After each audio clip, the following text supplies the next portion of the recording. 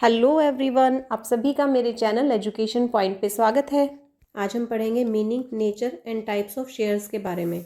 Meaning of share: total company of share is divided into unit of small denominations. जो company की total capital है उसको आप कुछ छोटे पार्ट्स में डिवाइड कर लेते हो और वो सबसे छोटा पार्ट जो है उसको हम शेयर बोलते हैं। फॉर एग्जाम्पल, अगर कंपनी की 1 लाख रुपीज़ की कैपिटल है और आपने इसको 100 पार्ट्स में डिवाइड किया है तो इसका मतलब आपकी कंपनी के 1000 शेयर्स हैं। Now nature of shares.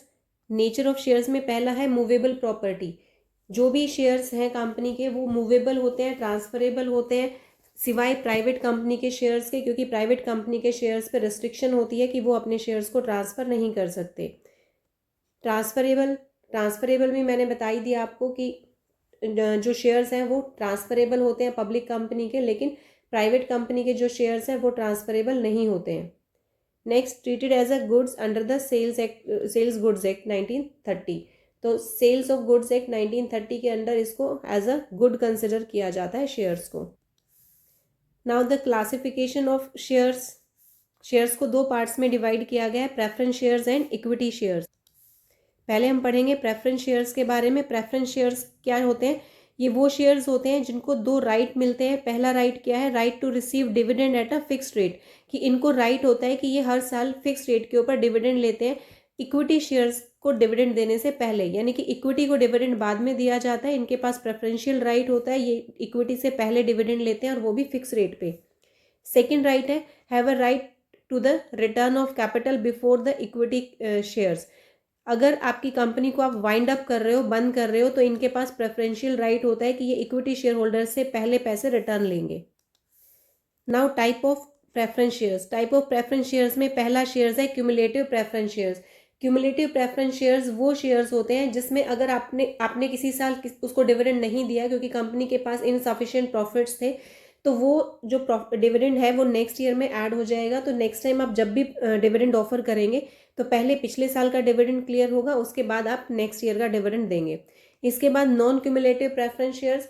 Non cumulative preference shares के ऊपर फिक्स अमाउंट ऑफ डिविडेंड मिलता है out of profits every year, लेकिन अगर किसी रीजन की वजह से कंपनी के पास प्रॉफिट्स नहीं है तो वो सब्सिक्वेंट ईयर में डिविडेंड ऐड नहीं होगा। Next is participating preference shares. Participating preference shares जो है वो फिक्स रेट पे डिविडेंड तो लेते ही हैं, लेकिन अगर कंपनी में प्रॉफिट्स ज़्यादा है, सरप्लस प्रॉफिट्स है, तो इक्विटी को डिविडेंड देने के बाद जो प्रॉफिट्स बच जाता है ये उसमें भी अपना शेयर लेते हैं। Then non participating preference shares. Non participating preference shares में सिर्फ जो इनका फिक्स्ड रेट है ये वही लेंगे, जो एक्स्ट्रा प्रॉफिट्स है, सरप्लस प्रॉफिट्स है, उसमें हिस्सा नहीं लेंगे। Then redeemable preference shares. Redeemable preference shares वो शेयर्स होते हैं जिनके एक टाइम पीरियड के बाद पेमेंट कर दी जाती है, मतलब ये एक मेच्योरिटी डेट के साथ इशू किए जाते हैं, जैसे ही वो मेच्योरिटी डेट आती है इनको पेमेंट कर दिया जाता है। Then irredeemable preference shares. Irredeemable preference shares वो शेयर्स होते हैं जो कंपनी के वाइंड अप पे ही रिफंड किए जाते हैं, यानी कि कंपनी के लाइफ टाइम पे ये कंपनी के साथ रहेंगे और इनका जो एक्सपायरी टाइम होता है वो कुछ भी मेंशन नहीं होता, बस इनको राइट होता है कि ये हर साल फिक्स्ड रेट ऑफ डिविडेंड लेते रहेंगे। Then convertible preference shares. Convertible preference shares के पास राइट होता है कि वो अपने शेयर्स को कुछ टाइम पीरियड के बाद इक्विटी में कन्वर्ट करवा सकते हैं, तो इनको एक ऑप्शन दिया जाता है कि अगर आप इनको कन्वर्ट करवाना चाहें तो कन्वर्ट करवा सकते हैं।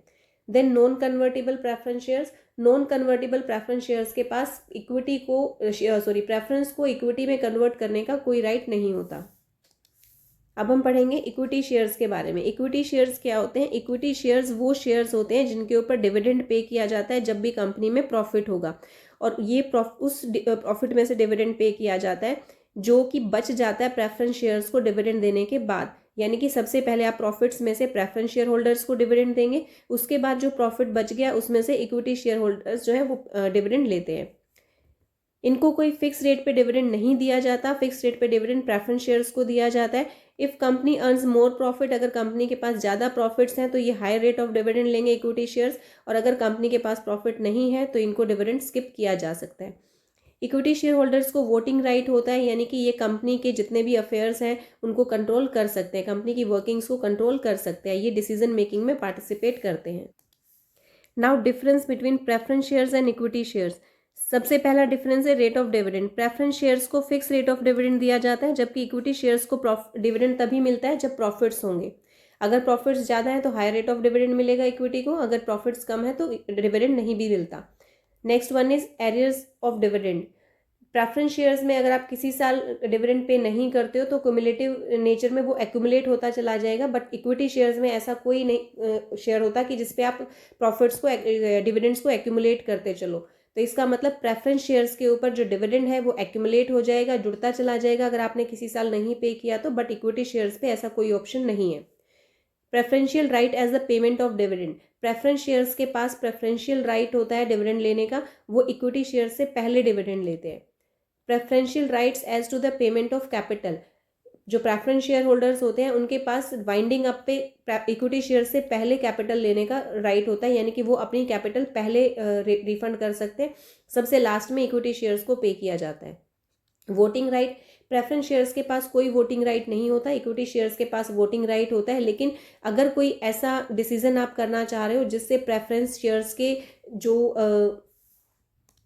इंटरेस्ट है वो अफेक्ट हो रहा है तो उन केसेस में प्रेफरेंस शेयर्स को वोटिंग राइट मिलता है। Then right to participate in management. Preference shares को मैनेजमेंट में पार्टिसिपेट करने का कोई राइट नहीं है, जो जबकि इक्विटी शेयर होल्डर्स ये ओनर्स ऑफ कंपनी होते हैं तो इनको मैनेजमेंट में इंटरफेयर करने का राइट होता है। Now meaning of share capital. Share capital क्या होती है? शेयर कैपिटल का मतलब होता है कि कंपनी ने कितनी कैपिटल रेज की है शेयर्स को इशू करके। फॉर एग्जांपल अगर कंपनी ने 1000 शेयर्स इशू किए एट द रेट ऑफ ₹100, तो हम इसको मल्टीप्लाई कर लेंगे, तो इसका मतलब कंपनी ने 1 लाख रुपीज़ की शेयर कैपिटल इशू की है। Now kind of share capital. सबसे पहली कैपिटल है ऑथराइज्ड कैपिटल, रजिस्टर्ड कैपिटल या नॉमिनल कैपिटल। ये वो कैपिटल होती है जिससे आप अपनी कंपनी को रजिस्टर करवाते हैं, यानी कि मेमोरेंडम ऑफ एसोसिएशन में इसको मेंशन किया जाता है। इससे ज़्यादा कैपिटल आप अपनी लाइफ टाइम में, कंपनी अपनी लाइफ टाइम में इशू नहीं कर सकती। इसके बाद सेकंड नंबर पे है इशूड कैपिटल। ये ऑथराइज्ड कैपिटल का वो पार्ट है जो कंपनी इशू कर देती है पब्लिक को, जिसके लिए कंपनी पब्लिक को इनवाइट कर रही है कि वो कंपनी के शेयर्स को परचेज करें। इसके बाद होता है subscribed capital. Subscribed capital issued capital का वो पार्ट होता है जो आपने पब्लिक को सेल कर दिया है। सब्सक्राइब्ड कैपिटल को 2 पार्ट्स में डिवाइड किया जाता है, subscribed and fully paid up में और subscribed and not fully paid up में। Subscribed and fully paid up capital वो होती है, फॉर एग्जाम्पल अगर आपने 10 रुपीज़ का शेयर है और आपने 10 के 10 रुपीज़ सभी शेयर होल्डर से मंगवा लिए, तो ये और सभी ने पे भी कर दिए, तो ये किस कैटेगरी का बन जाएगा? Subscribed and fully paid up. अब फॉर एग्जांपल आपने शेयर होल्डर से 10 रुपीज़ मंगवाए, लेकिन शेयर होल्डर्स ने अभी तक आपको सिर्फ 8 रुपीज़ ही पे किए, या फिर कुछ शेयर होल्डर्स ऐसे हैं जिन्होंने पेमेंट नहीं की है, तो ये subscribed and not fully paid up में आ जाएंगे। तो ऐसे 2 केसेस बनेंगे। फर्स्ट केस बनेगा नॉट फुल्ली पेड अप का, कि जब आपका 10 रुपीज़ का शेयर है और आपने सिर्फ इसमें से 9 रुपीज़ या 8 रुपीज़ कॉल किए हैं, यानी कि 10 रुपये से कम कॉल किए हैं। सेकेंड केस बनता है जब आपका 10 रुपीज़ का शेयर है और आपने 10 के 10 मंगवा लिए, लेकिन शेयर होल्डर ने आपको पूरी पेमेंट नहीं दी है अभी तक। Now presentation of share capital in companies balance sheet. Company की बैलेंस शीट में आप शेयर कैपिटल को कैसे रिप्रेजेंट करेंगे? As per schedule 3 of companies act 2013, share capital को कंपनी की बैलेंस शीट में इस तरीके से शो किया जाता है। सबसे पहले आप लिखेंगे extracts of balance sheet of as at, ये आपका 31 मार्च आ जाएगा। जिस भी साल के लिए आप बना रहे हैं वो आप यहाँ पे मेंशन कर देंगे। इसके बाद particulars, note number, current year और प्रीवियस ईयर के अमाउंट यहाँ लिखे जाते हैं। सबसे पहला हेड जो है वो इक्विटी एंड लायबिलिटीज का होता है, जिसके अंदर sub head shareholders fund है। शेयर होल्डर्स फंड में 3 आइटम्स आती हैं, share capital, reserve and surplus और money received against share warrants. तो हमें शेयर कैपिटल जो है वो शेयर होल्डर्स फंड के अंडर यहाँ पे शो करना है नोट नंबर 1 के साथ। यहाँ पे आप इसको क्लियरली देख सकते हो, particulars, note number, current year की अमाउंट और प्रीवियस ईयर की अमाउंट। मेन हेडिंग जो है वो इक्विटी एंड लायबिलिटीज रहेगा, जिसमें सब हेडिंग शेयर होल्डर्स फंड है। शेयर होल्डर्स फंड में यहाँ पे 3 आइटम्स आपके पास अवेलेबल रहेंगी। आपको जो ए नंबर है इसमें शेयर कैपिटल को शो करना है नोट नंबर 1 से। इसके बाद जो नोट बनाया जाता है, नोट्स टू अकाउंट, वो इस तरीके से बनाया जाएगा। सबसे पहले हम 1 लिख के शेयर कैपिटल लिखेंगे। इसके बाद ऑथराइज्ड कैपिटल को मेंशन करेंगे। ऑथराइज्ड कैपिटल में हम यहाँ पे लिखेंगे dash equity shares at the rate of ₹1 each. For example अगर आपने 1000 इक्विटी शेयर्स किया है और 10 रुपीज़ ईच है, तो ये आपका 10,000 जो है करंट ईयर में आ जाएगा। इसके बाद हम यहाँ पे इसको क्लोज कर देंगे। देन इशूड अगर आपने प्रेफरेंस शेयर्स भी इशू कर रखे हैं तो प्रेफरेंस शेयर्स का भी अमाउंट यहाँ पे लिख देंगे और फिर इसको क्लोज कर देंगे। इशूड कैपिटल में जितने इक्विटी शेयर्स आपने इशू किए हैं, जितने प्रेफरेंस शेयर्स इशू किए हैं, इनके अमाउंट आप यहाँ पे लिख देंगे और फिर इसका टोटल करके ये अमाउंट यहाँ पे आके ये क्लोज हो जाएगा।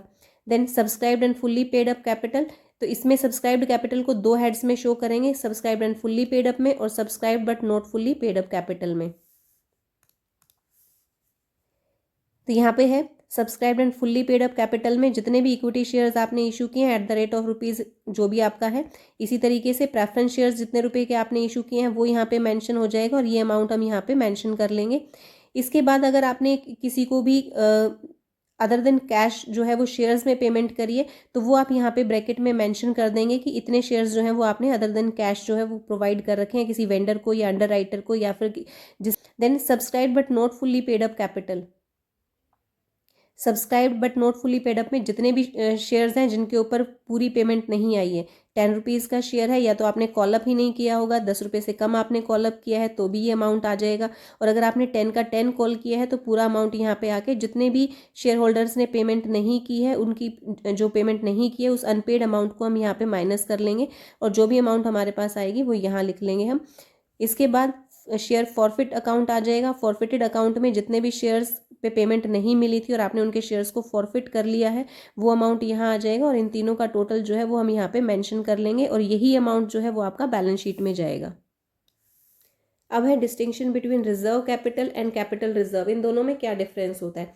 फर्स्ट बेस है meaning and creation. Reserve capital जो है ये आपकी टोटल फेस वैल्यू का, शेयर की जो फेस वैल्यू है उसका वो अमाउंट है जो आपने अभी तक कॉल अप नहीं किया है, जो आप ये सोच रहे हैं कि वो वाइंड अप पे आप कॉल करेंगे। फॉर एग्जांपल अगर आपका 10 रुपये का शेयर है और आपने अभी तक 8 रुपीज़ कॉल किए तो जो 2 रुपीज़ आपने अभी तक कॉल नहीं किए हैं वो आपके रिजर्व कैपिटल में चले जाएंगे।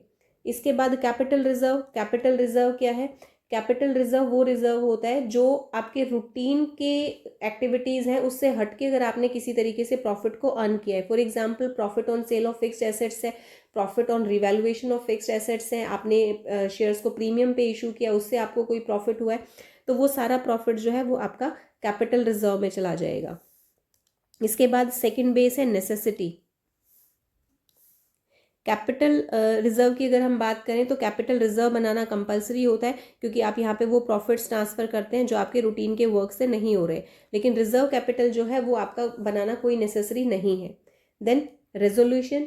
रिजोल्यूशन अगर आप रिजर्व कैपिटल बनाना चाहते हो तो आपको एक रिजोल्यूशन पास करना होगा, लेकिन कैपिटल रिजर्व को बनाने के लिए कोई भी रिजोल्यूशन पास करने की जरूरत नहीं है। देन रियलाइज्ड और नॉट रियलाइज्ड। रियलाइज्ड और नॉट, इसमें अगर हम रिजर्व कैपिटल की बात करें तो it refers to the amount which has not been received, जो अभी तक आपने रिसीव नहीं किया है। जैसे अभी हमने एग्जांपल लिया था कि 10 रुपीज़ का शेयर है, आपने 8 रुपये मंगवाए, अभी तक आपने 2 रुपये नहीं मंगवाए तो ये 2 रुपये आपने यहाँ पे रिजर्व कैपिटल में ट्रांसफ़र किए थे तो ये अमाउंट अभी तक रियलाइज नहीं हुआ है। लेकिन अगर हम कैपिटल रिजर्व की बात करें तो कैपिटल रिजर्व में जैसे आपने कोई एसेट है वो प्रॉफिट पे सेल कर दी तो वो प्रॉफिट आपको मिल चुका है तो वो रियलाइज हो चुका है। Then disclosure in balance sheet. Balance sheet में कैसे डिस्क्लोज किया जाता है? जो रिजर्व कैपिटल है ये आपका बैलेंस शीट में शो नहीं किया जाता, लेकिन अगर हम कैपिटल रिजर्व की बात करें तो कैपिटल रिजर्व आपका रिजर्व एंड सरप्लस हेडिंग के अंदर शो किया जाता है। Next is time when it can be use, किस टाइम आप इसको यूज कर सकते हो। जो रिजर्व कैपिटल है ये सिर्फ वाइंडिंग अप पे यूज़ किया जाता है, जब आप कंपनी को बंद कर रहे हैं उस टाइम पे आप इस पैसे को मंगवाते हैं ताकि आप अपनी लायबिलिटीज़ को पे कर सकें। लेकिन अगर कैपिटल रिजर्व की बात करें तो कैपिटल रिजर्व जो है वो शेयर बोनसेस इशू करने में यूज़ किया जा सकता है या फिर किसी भी कैपिटल लॉस को राइट ऑफ करने में हम इसको यूज़ करते हैं। Now difference between authorised capital and issued capital. Meaning, authorised capital का मीनिंग क्या है? ऑथराइज्ड कैपिटल वो मैक्सिमम अमाउंट ऑफ कैपिटल है जो कंपनी अपनी लाइफ टाइम में इशू कर सकती है, जबकि इशूड कैपिटल क्या है? ये ऑथराइज्ड कैपिटल का वो पार्ट है जो कंपनी ने ऑफर कर दिया है पब्लिक को कि वो उसे परचेज कर सकते हैं। डिस्क्लोजर। ऑथराइज्ड कैपिटल जो है वो मेमोरेंडम ऑफ एसोसिएशन में शो की जाती है, जबकि issued capital article of association में शो की जाती हैं। ये दोनों ही कंपनी के इंपॉर्टेंट डॉक्यूमेंट्स हैं। Then limit. कंपनी जो है वो ऑथराइज्ड कैपिटल से ज़्यादा कभी भी इशू नहीं कर सकती, लेकिन इशूड कैपिटल की अगर हम बात करें, अगर इशूड कैपिटल आपकी ऑथराइज्ड कैपिटल से कम है तो कंपनी और शेयर्स जो है वो इशू कर सकती है। थैंक्स फॉर वॉचिंग वीडियो, और वीडियो देखने के लिए प्लीज़ वीडियो को लाइक कीजिए और चैनल को सब्सक्राइब करना ना भूलें। Thank you so much.